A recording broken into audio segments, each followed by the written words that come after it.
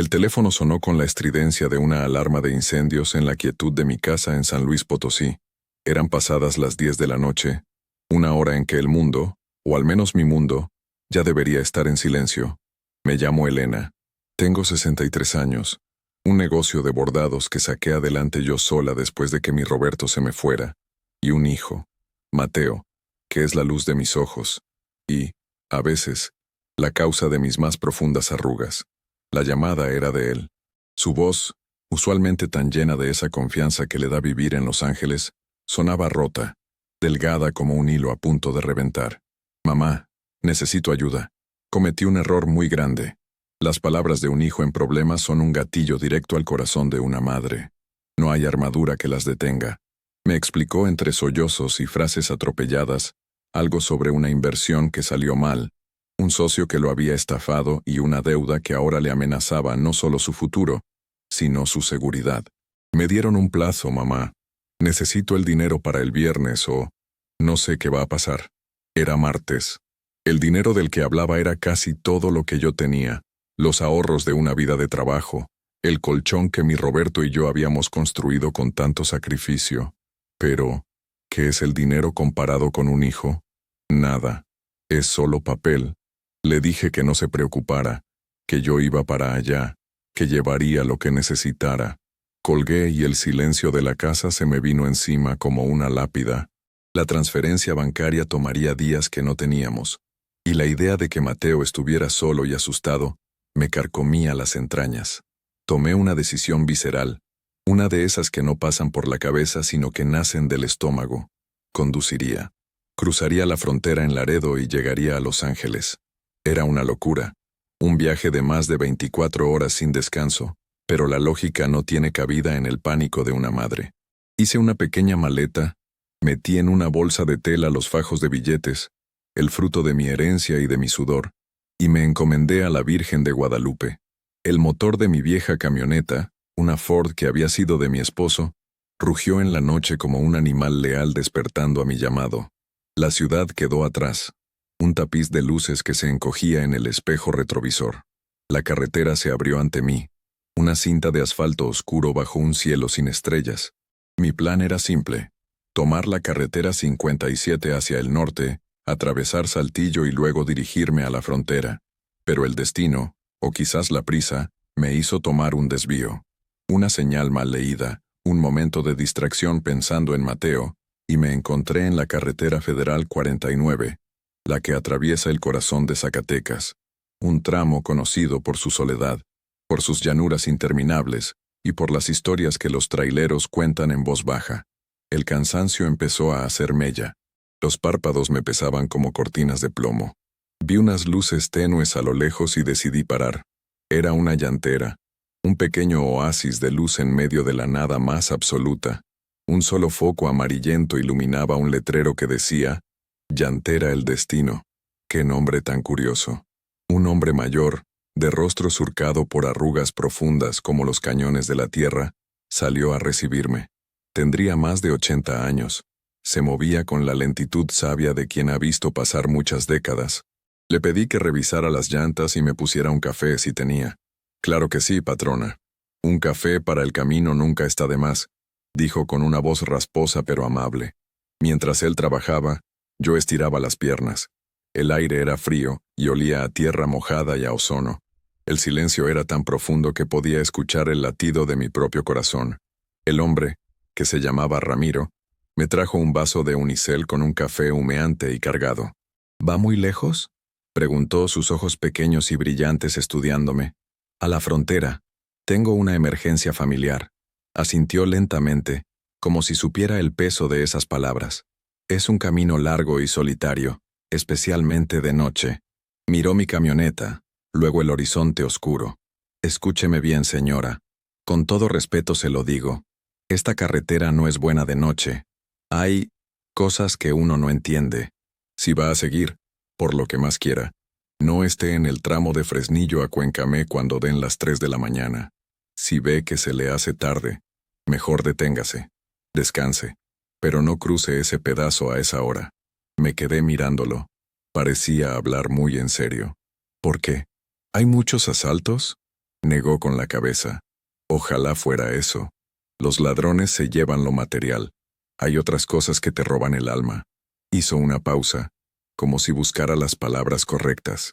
Un anciano, más viejo que yo, me lo dijo una vez, y yo no le hice caso. Me dijo que no condujera por la carretera de Zacatecas.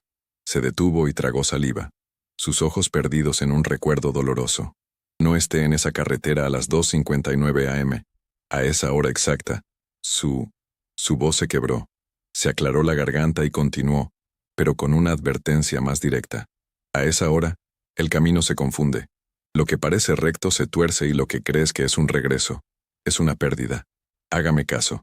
A esa hora, el velo entre los mundos es delgado, y hay mucha tristeza atorada en este desierto.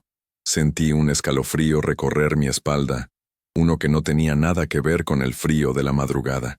Agradecí el consejo, pagué por el servicio y el café, y volví a la camioneta.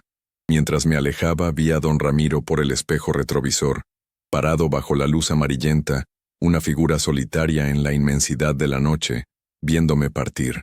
Su advertencia resonaba en mi cabeza. Por un momento, consideré esperar, buscar un motelito de carretera, pero entonces la imagen del rostro asustado de Mateo volvió a mi mente. Mi hijo me necesitaba. ¿Qué importaba la superstición de un viejo cuando la realidad era tan urgente? Pisé el acelerador. La camioneta devoró el asfalto. En el tablero, el reloj digital marcaba las 1:45 a.m. Tenía tiempo, me dije. Pero el desierto de Zacatecas es engañoso. Las distancias se alargan, el tiempo se deforma. Y sin que me diera cuenta, me estaba acercando a la hora prohibida en el tramo exacto del que él me había advertido. La advertencia de don Ramiro era un eco insistente en mi cabeza, una nota discordante en la sinfonía monótona del motor. Traté de ahogarla con la radio, pero solo encontraba estática o canciones norteñas que hablaban de traiciones y despedidas, lo cual no ayudaba a calmar mi espíritu. Mi mente, traicionera, empezó a tejer escenarios. ¿Qué había querido decir con su camino se borra? ¿Era una metáfora de la vida, de las malas decisiones? Como la que había tomado Mateo, por ejemplo. Mi hijo, mi muchacho inteligente y bueno, siempre había tenido un anhelo que yo no comprendía del todo. Una sed de más éxito, más reconocimiento, más de ese brillo que la gente confunde con la felicidad. Su novia, Sofía, una muchacha de Guadalajara que conoció en la universidad, alimentaba esa llama. Era ella la que le hablaba de marcas, de lugares de moda. Recuerdo una vez que vinieron de visita. Mateo me llevó a cenar a un restaurante en Polanco, en la Ciudad de México, un lugar donde los precios de los platillos podrían haber pagado mi renta de 3 meses. Es una inversión, mamá, me dijo él mientras Sofía asentía, luciendo un bolso Chanel que parecía valer más que mi camioneta. Hay que codearse con la gente correcta, hacer contactos. Yo solo veía comida pretenciosa y gente que se miraba de reojo, evaluando el valor del reloj o los zapatos del otro. No veía calidez, no veía comunidad, veía una competencia silenciosa y agotadora. Fue en ese ambiente donde conoció a Ricardo Vargas, el hombre que le prometió duplicar sus ahorros en meses a través de unas supuestas inversiones en tecnología. Mateo, deslumbrado por el estilo de vida de Vargas, que llegaba a las reuniones conduciendo un BMW último modelo y hablaba de sus vacaciones en yates, cayó redondito, y no solo invirtió su dinero, sino que me convenció de prestarle una parte considerable de mis ahorros, el dinero que guardaba para mi vejez. Es seguro, mamá. En 1 año te lo devuelvo con intereses y te compro una casa nueva. Me prometió, con los ojos brillando de ilusión. ¿Cómo decirle que no a esa mirada? Ahora, esa ilusión se había convertido en una pesadilla. El reloj en el tablero marcaba las 2:30 a.m. La carretera se había vuelto aún más solitaria. Kilómetros y kilómetros sin ver otra luz que no fuera la de mis propios faros, que cortaban la oscuridad como 2 cuchillos. El paisaje era casi lunar, un desierto de matorrales y sombras que se alargaban y retorcían, tomando formas extrañas. La advertencia del anciano volvió con más fuerza. A las 2:59 a.m.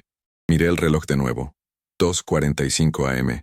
Un sudor frío me recorrió la nuca. ¿Y si tenía razón? ¿Y si no eran solo cuentos de viejos? Aceleré un poco más. como si pudiera ganarle la carrera al tiempo. Una locura. La camioneta empezó a toser. 1, 2 veces. El motor se ahogó y con un último estertor se apagó. El silencio fue absoluto, ensordecedor. Me quedé varada en medio de la nada. Las luces de emergencia parpadeaban, tiñendo el asfalto de un naranja intermitente y fantasmal. El corazón me martilleaba en el pecho. Intenté encender el motor de nuevo. Nada. El tablero estaba muerto. Saqué mi celular. Sin señal. Por supuesto.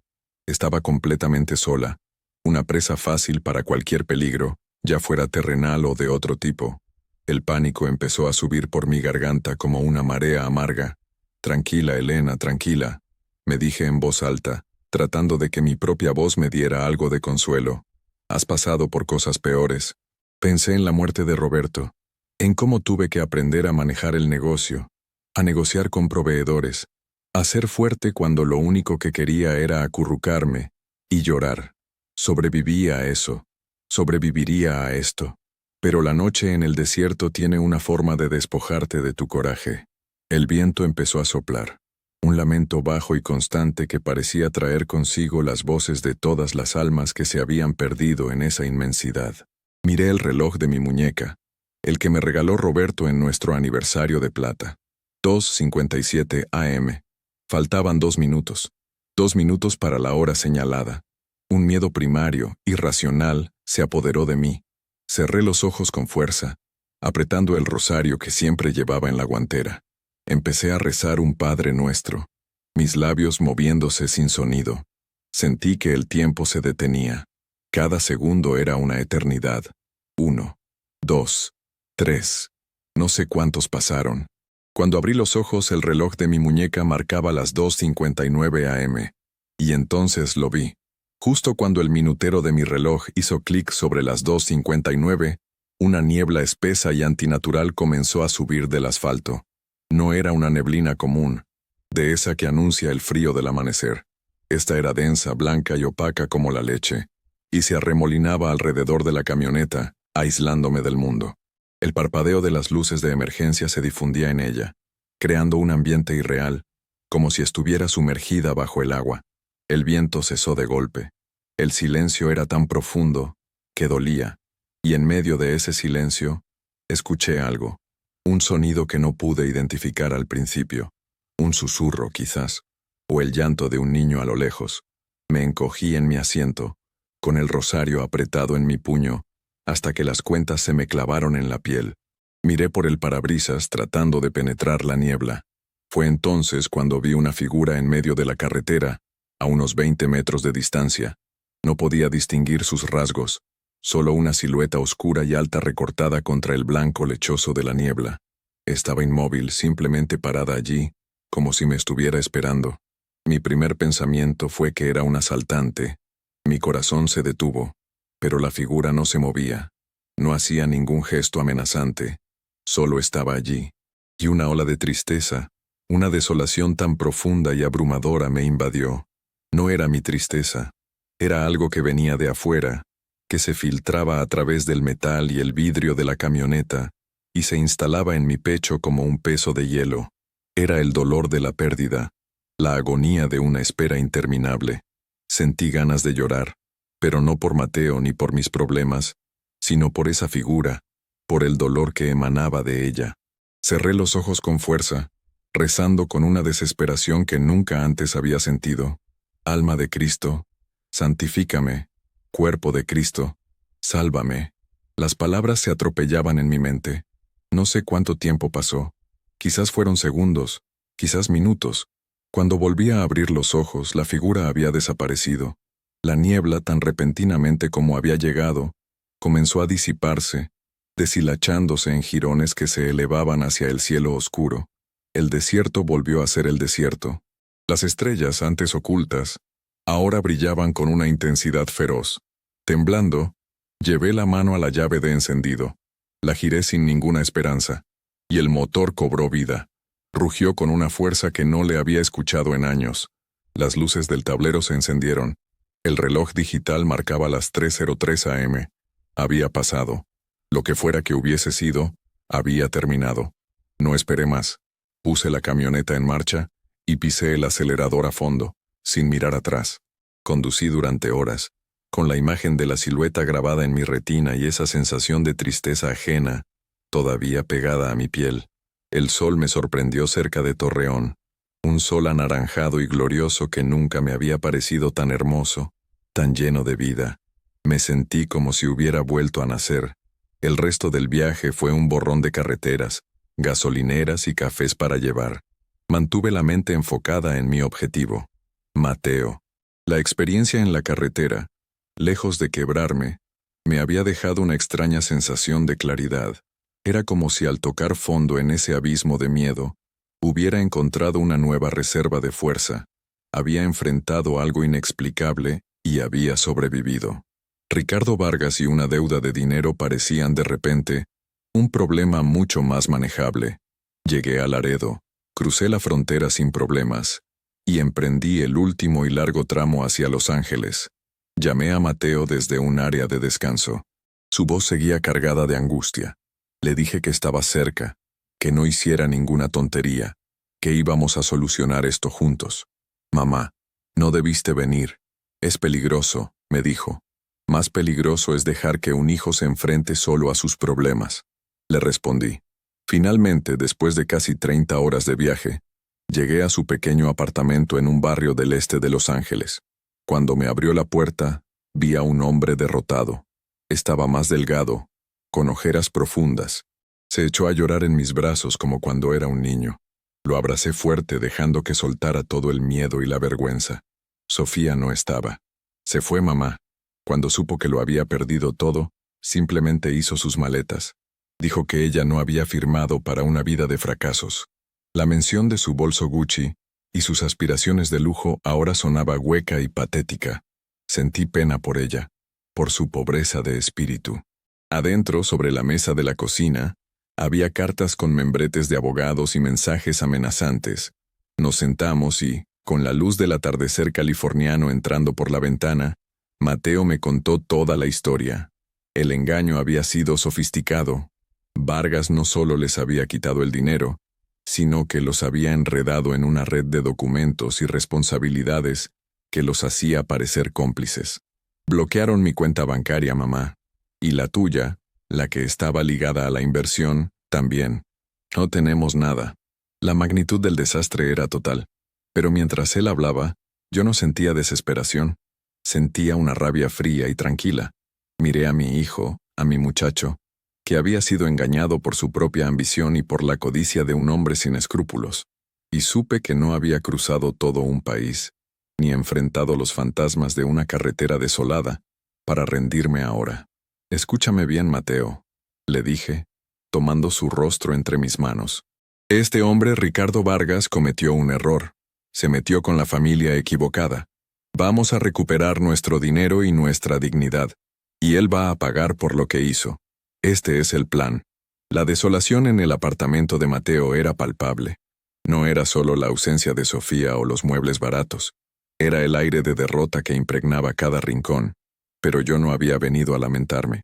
Mi encuentro en la carretera de Zacatecas, esa experiencia que bordeaba lo sobrenatural, me había dejado una lección inesperada. El miedo más grande es el que uno mismo alimenta, y yo ya no tenía miedo. Lo primero que vamos a hacer es dejar de pensar como víctimas, le dije a Mateo, mi voz firme. Él me miró, sus ojos todavía enrojecidos. Mamá, ¿qué podemos hacer? Este tipo es poderoso, tiene abogados, tiene dinero, y nosotros tenemos algo que él no tiene, la verdad. Y no tenemos nada que perder, repliqué. Me acordé de los libros que mi Roberto solía leer, de un tal Napoleon Hill que hablaba del poder del pensamiento y de la importancia de tener un plan definido. Roberto siempre decía, Elena, un deseo sin un plan es solo una alucinación. Era hora de trazar un plan. Pasamos las siguientes 48 horas inmersos en una estrategia. Convertimos la pequeña mesa de la cocina en nuestro cuartel general. Primero, los hechos. Mateo, con mi ayuda, reconstruyó cada conversación, cada correo electrónico, cada documento firmado con Ricardo Vargas. Creamos una línea de tiempo detallada. El objetivo era encontrar una fisura en la armadura de Vargas, una inconsistencia, un error. Mientras Mateo se enfocaba en los detalles digitales, yo hice lo que mejor sé hacer: hablar con la gente. Le pregunté a Mateo si conocía a otros inversionistas. Al principio dudó, avergonzado, pero insistí. La vergüenza es el lujo de los que no tienen problemas reales, mijo. Ahora somos soldados en una guerra. Me dio un par de nombres. Uno de ellos era el de un señor llamado Arturo Peña, un hombre jubilado que había invertido los ahorros de su vida. Lo llamé. Al principio el señor Peña se mostró desconfiado, reacio. La gente estafada a menudo se siente culpable, pero le hablé con honestidad, de madre a padre. Le conté mi historia, mi viaje. Le hablé de mi hijo. Poco a poco su coraza se fue rompiendo. Ese infeliz nos prometió el cielo, dijo finalmente, con la voz quebrada. Mi esposa necesita un tratamiento médico costoso, y ahora no sé qué voy a hacer. Le dije que la unión hace la fuerza, que si nos juntábamos tendríamos más posibilidades. El señor Peña me puso en contacto con otros 2 afectados, una viuda de San Diego y una pareja de Arizona, todos mayores, todos engañados con la misma promesa de riqueza fácil. Organicé una llamada con todos. Escuché sus historias, su dolor, su impotencia, y en esa comunidad de desesperanza empecé a sembrar una semilla de acción. Vargas se alimenta de nuestro silencio y de nuestra vergüenza, les dije. Cree que somos viejos, débiles y que nos daremos por vencidos. Vamos a demostrarle que se equivoca. Mientras tanto, Mateo encontró algo, una pequeña pista. Vargas presumía constantemente de su labor filantrópica. Iba a ser el anfitrión de una gala benéfica muy exclusiva en un hotel de Beverly Hills en 2 semanas. El evento, llamado Noche de Esperanza, buscaba recaudar fondos para un hospital infantil. La ironía era tan cruel que resultaba casi poética. Un hombre que destruía el futuro de las familias para construir su imagen de salvador. Ahí es donde vamos a actuar, dije, sintiendo una certeza absoluta. Será su escenario, su fiesta, y nosotros seremos los invitados sorpresa. El plan era arriesgado, casi una locura. Necesitábamos exponerlo en su propio terreno, frente a la gente cuya admiración él tanto valoraba. No podemos entrar ahí, mamá. La entrada cuesta miles de dólares, dijo Mateo desanimado. Conseguiremos el dinero, afirmé, aunque no tenía ni idea de cómo. Fue Arturo Peña quien nos dio la solución. Su cuñado era dueño de una pequeña empresa de banquetes, que a veces trabajaba en eventos de ese calibre. No podía conseguirnos entradas, pero sí algo mejor: uniformes de meseros. Podrán entrar, moverse por el salón, pero tendrán que trabajar de verdad, nos advirtió. Perfecto. Mateo y yo seríamos invisibles. Mientras tanto, el resto del grupo, liderado por la viuda de San Diego, una mujer llamada Isabel que resultó tener un temple de acero, se encargaría de contactar a la prensa. No a los grandes canales que no nos harían caso, sino a blogueros de investigación, a periodistas independientes que buscaran una historia con sustancia. Les daríamos todo documentado, testimonios, copias de los contratos, la línea de tiempo, pero les pediríamos que no publicaran nada hasta recibir una señal nuestra la noche de la gala. Los días previos fueron un torbellino de actividad. Practicamos cómo servir canapés, cómo movernos sin llamar la atención. Mateo, que había soñado con un estilo de vida como el que veríamos en esa fiesta, ahora iba a entrar por la puerta de servicio. La vida tiene un sentido del humor muy particular. Yo, por mi parte, me preparé para mi papel. No iba a ser mesera. Yo iba a ser una de las invitadas. Vendí las últimas joyas que me quedaban de mi madre, un pequeño tesoro que guardaba con mucho cariño. Con ese dinero y la ayuda de Isabel, compré un vestido de noche elegante pero discreto en una tienda de segunda mano de lujo y una entrada para la gala. Me costó casi todo lo que había conseguido, pero lo consideré la inversión más importante de mi vida. La noche del evento, mientras me miraba en el espejo del pequeño baño del apartamento, casi no me reconocí. El vestido, de un azul profundo, me daba un aire de dignidad que no sentía por dentro. Mi corazón latía desbocado. Mateo me miró con asombro. «Te ves increíble, mamá. Es solo un disfraz, mijo. Lo importante es no olvidar quiénes somos». Nos dirigimos al lujoso hotel en Beverly Hills. Él se fue por la entrada de servicio, yo por la principal. Al entregar mi boleto y entrar al salón deslumbrante lleno de gente vestida con trajes caros y joyas que brillaban como estrellas, respiré hondo.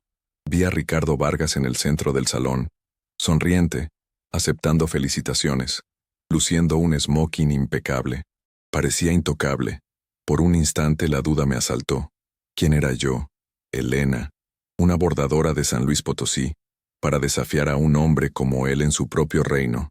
Entonces, recordé la carretera, la niebla, la figura solitaria, y recordé por qué estaba allí, por mi hijo, por Arturo y su esposa, por Isabel, por todos los que habían sido pisoteados.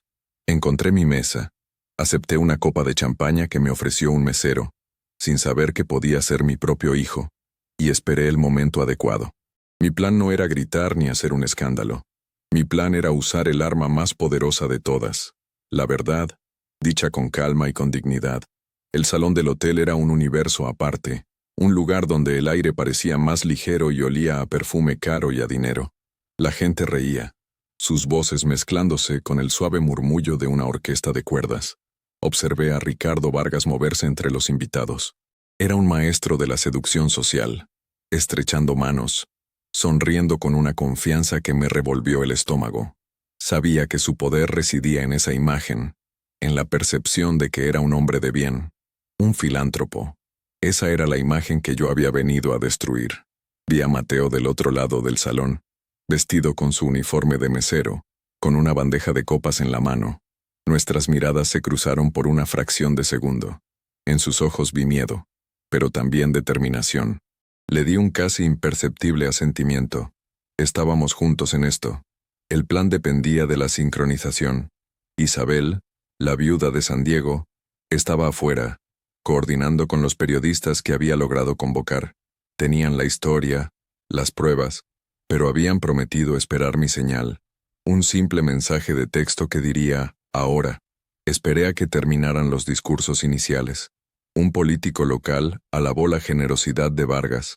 El director del hospital infantil le agradeció entre lágrimas su compromiso.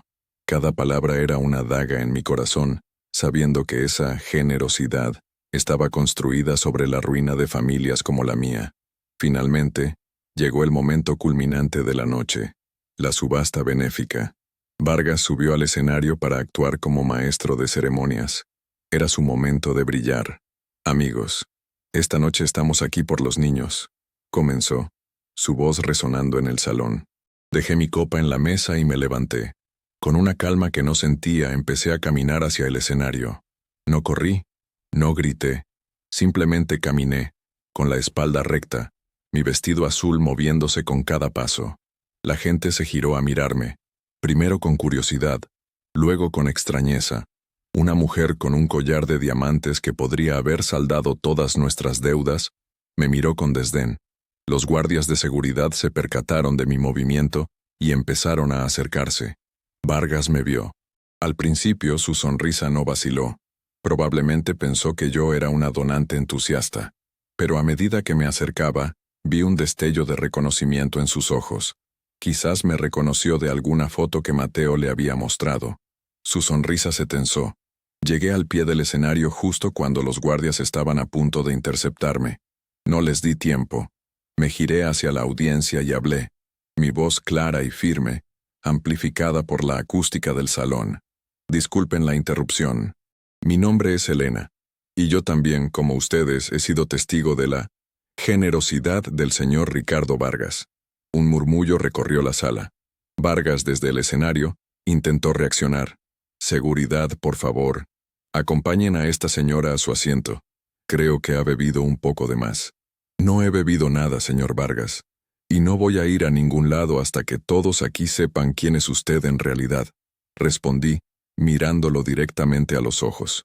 Usted habla de esperanza para los niños, pero le roba la esperanza a los ancianos.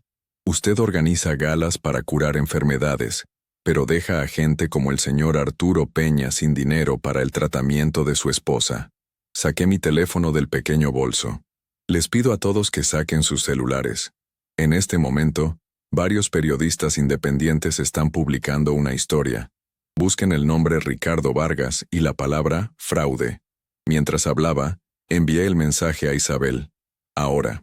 Los guardias dudaron sin saber cómo manejar la situación sin crear un escándalo mayor. La gente, movida por la curiosidad, empezó a sacar sus teléfonos. Pude ver el brillo de las pantallas iluminando sus rostros. El murmullo se convirtió en un zumbido de asombro y conmoción. Vargas palideció.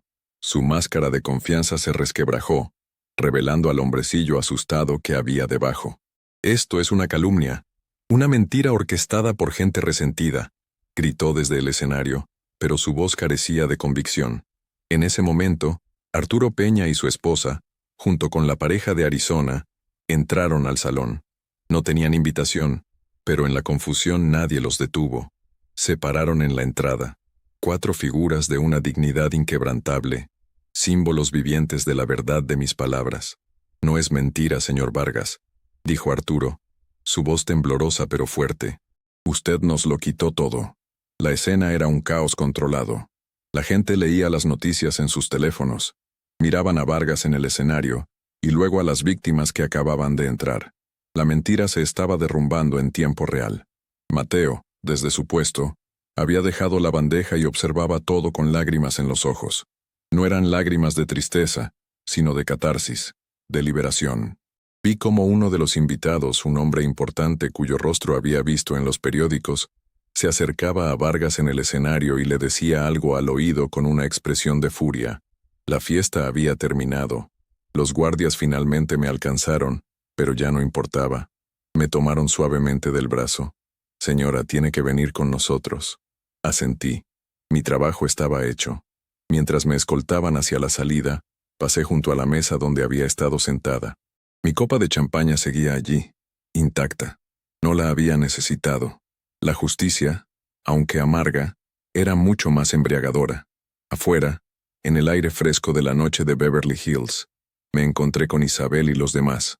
Nos abrazamos, un grupo de extraños unidos por la misma herida y ahora, por la misma victoria. Mateo salió corriendo por la puerta de servicio, se quitó el ridículo corbatín y me abrazó con una fuerza que casi me deja sin aire. «Lo hiciste, mamá. Lo lograste». Miré hacia el opulento hotel, ahora un hervidero de cámaras y reporteros que llegaban atraídos por la sangre. Ricardo Vargas había construido un castillo de naipes sobre el dolor de otros, y esa noche, una simple bordadora de San Luis Potosí había soplado y lo había derrumbado todo. La caída de Ricardo Vargas fue tan rápida y espectacular como lo había sido su ascenso. La historia, impulsada por las pruebas que habíamos proporcionado y los testimonios en vivo de esa noche, se convirtió en un escándalo mediático. La fiscalía abrió una investigación, sus cuentas fueron congeladas y muchos de sus amigos influyentes le dieron la espalda de la noche a la mañana. No recuperamos todo el dinero. Los procesos legales son largos y complicados, y Vargas había sido hábil en ocultar su fortuna. Pero recuperamos una parte, lo suficiente para que el señor Peña pudiera pagar el tratamiento de su esposa, para que las otras familias pudieran respirar, y para que Mateo y yo tuviéramos con qué empezar de nuevo. Pero lo más importante no fue el dinero, fue la justicia. Fue ver a un hombre arrogante que se creía por encima de los demás, tener que rendir cuentas. Fue la recuperación de nuestra dignidad. En Los Ángeles, mientras esperábamos que se resolvieran los primeros trámites legales, Mateo y yo tuvimos mucho tiempo para hablar. Por primera vez en años, hablamos de verdad. Me confesó cómo la presión por tener éxito, por encajar en un mundo de apariencias, lo había cegado. «Quería darte una vida mejor, mamá. Quería que estuvieras orgullosa», me dijo una tarde, mientras caminábamos por un parque. «Mijo, yo ya estaba orgullosa de ti», le respondí, deteniéndome para mirarlo a los ojos. Estaba orgullosa del niño que ayudaba a sus vecinos, del joven que estudiaba hasta tarde. El orgullo de una madre no se mide en cuentas bancarias ni en autos de lujo. Se mide en la bondad del corazón de sus hijos. Fue una conversación sanadora. Mateo entendió que el verdadero valor no está en lo que uno tiene, sino en lo que uno es. Y yo entendí que a veces, en mi afán de protegerlo, Quizás no le había permitido cometer sus propios errores y aprender de ellos. Ambos habíamos crecido. Unas semanas después, con el asunto legal en manos de los abogados, tomamos una decisión. Volveríamos a casa, a San Luis Potosí. Mateo necesitaba reconectar con sus raíces, con un lugar donde la gente se valora por su palabra y no por la marca de su ropa. Y yo necesitaba la paz de mi hogar, el aroma de mis flores y el sonido familiar de mi máquina de bordar. Emprendimos el viaje de regreso en mi vieja y fiel camioneta. Esta vez, el viaje fue diferente. No había prisa, no había pánico. Había conversaciones, risas y largos silencios cómodos, mientras el paisaje americano se transformaba de nuevo en el desierto mexicano. A medida que nos acercábamos a Zacatecas, sentí una extraña inquietud. ¿Quieres que tomemos otra ruta?, preguntó Mateo, sensible a mi estado de ánimo. Negué con la cabeza. No, necesito pasar por ahí. De día. Era importante para mí. Necesito enfrentar ese tramo de carretera a la luz del sol, despojarlo de los fantasmas de aquella noche. Conducimos por el mismo camino. El desierto, bajo el sol brillante, era hermoso en su austeridad. Los matorrales y las colinas tenían una paleta de colores ocres y verdes que la oscuridad me había negado. No había nada amenazante en él. Era solo tierra, cielo y silencio. Cuando nos acercamos al lugar donde calculé que me había quedado varada, le pedí a Mateo que redujera la velocidad. No había nada, ninguna marca en el asfalto, ninguna señal de lo que había ocurrido. Era como si solo hubiera existido en mi mente, pero yo sabía que había sido real. La tristeza, el frío, la figura, todo había sido real. Más adelante, vi a lo lejos el letrero familiar. Llantera el destino. El corazón me dio un vuelco. «Para aquí, por favor», le dije a Mateo. La camioneta se detuvo en el mismo lugar polvoriento, y allí estaba él, don Ramiro, sentado en una silla de madera afuera del pequeño taller, como si no hubiera pasado el tiempo. Nos vio bajar y entrecerró los ojos tratando de reconocerme. Cuando lo hizo, una lenta sonrisa se dibujó en su rostro arrugado. «Vaya, vaya, la señora que tenía prisa», dijo, su voz igual de rasposa. «Veo que llegó a su destino, y trae a su muchacho de vuelta». Me acerqué a él. «Don Ramiro, quería darle las gracias, y quería preguntarle algo». Él asintió, invitándome a hablar con la mirada. «Usted me advirtió sobre las 2:59 a.m. Me dijo que un anciano se lo había dicho a usted, y que a esa hora, Usted no terminó la frase». Don Ramiro bajó la mirada. El sol del desierto parecía acentuar el dolor en sus facciones. Suspiró profundamente, un sonido que pareció venir del fondo de sus pulmones y de su alma. «No la terminé porque todavía me duele decirla en voz alta», dijo en voz baja. Miró el horizonte, hacia la carretera que se perdía en la distancia. Hace muchos años, mi único hijo, Javier, venía de Fresnillo. Había ido a ver a su novia. Era un buen muchacho, trabajador, lleno de vida. Tuvo un accidente en esa curva de allá. Un trailero se quedó dormido. Yo llegué minutos después. Aún estaba vivo. Apenas. Sus ojos se llenaron de lágrimas que no derramó. Un anciano que me ayudó. Un doctor que venía en otro coche. Me lo dijo después. No pudimos hacer nada. El anciano me dijo que no condujera por la carretera de Zacatecas, porque a las 2:59 a.m. su hijo murió en mis brazos en esta misma carretera. El aire se me atoró en la garganta. La frase completa era, «Su hijo murió».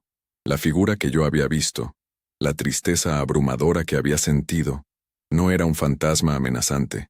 Era el eco del dolor de un padre, la memoria de una tragedia impregnada en ese pedazo de tierra. Don Ramiro no me estaba advirtiendo de un espíritu maligno.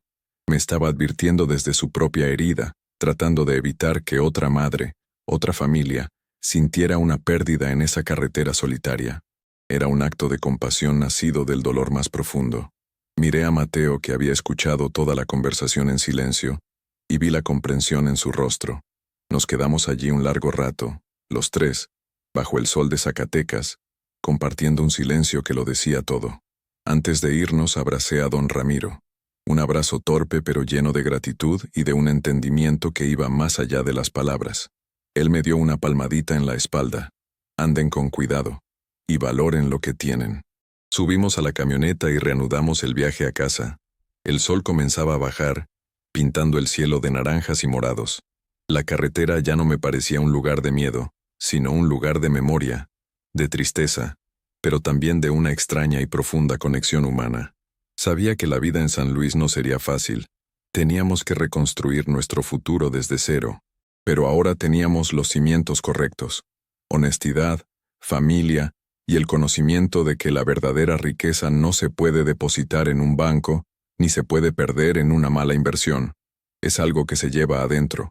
Y esa, me di cuenta, era la lección que había ido a buscar hasta el otro lado de la frontera, una lección que me esperaba en el corazón del desierto de Zacatecas.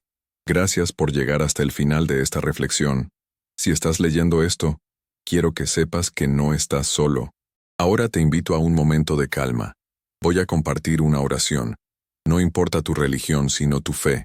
Una oración pensada para ayudarte, para abrazar a todos los que en silencio luchan, sienten, esperan.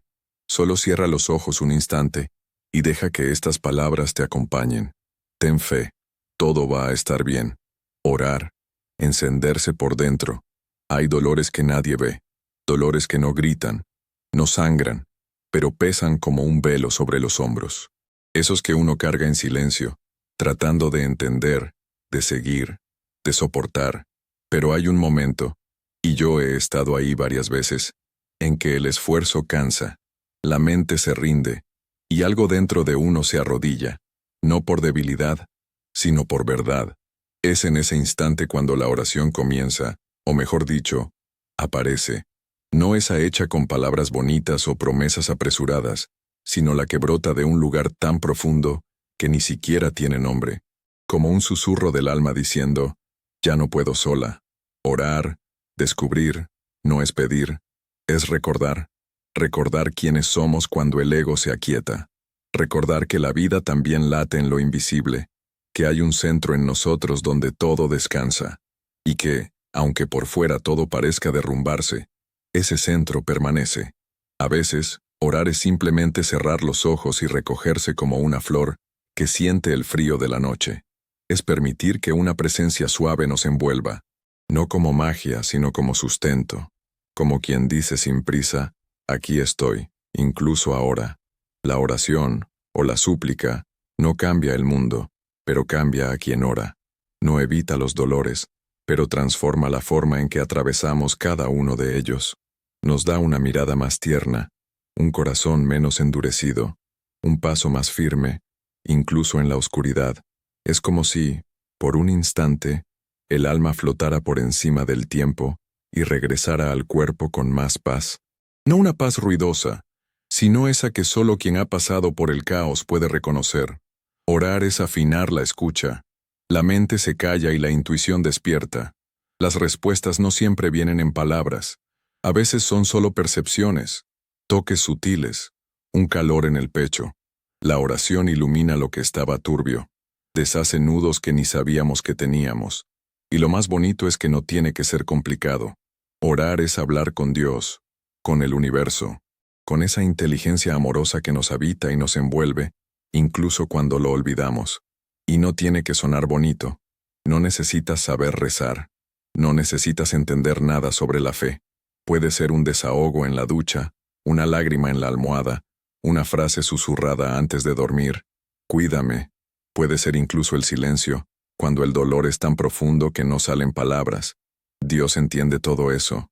El universo escucha lo que el corazón no sabe decir. No hay una forma correcta. Hay presencia. Y cada vez que nos permitimos ese encuentro, aunque sea sin ritual, aunque sea sin certeza, es oración. Es tan simple, tan al alcance. Orar es solo recordar que no estamos solos. Y entonces, un día, sin darnos cuenta, nos volvemos oración. La forma de caminar, de tocar, de callar, todo empieza a vibrar distinto. Ni siquiera hace falta decir nada. Solo estar ahí ya es oración viva. Y hasta en los días en que no logramos orar, y sí, hay días así, el alma sigue orando por nosotros. El espíritu no olvida de dónde viene. Al final, orar es eso, encenderse por dentro, y dejar que esa luz nos guíe, incluso cuando no sabemos el camino. Me encantaría saber qué te pareció esta historia. Déjame un comentario aquí abajo y cuéntame qué parte te tocó más. Y si tienes ideas para otras historias o temas que te gustaría que explorara, por favor compártelas conmigo. Suscríbete al canal para no perderte ninguna. Me ayuda mucho saber de dónde me lees, desde qué ciudad o país me acompañas. Como una forma de agradecer tu tiempo y tu apoyo, he dejado unas recetas de tés relajantes y unos dulces sin azúcar en el primer comentario fijado. Son pequeñas ayudas para el cuerpo y el alma. Gracias por estar aquí. Que Dios te proteja a ti y a los tuyos.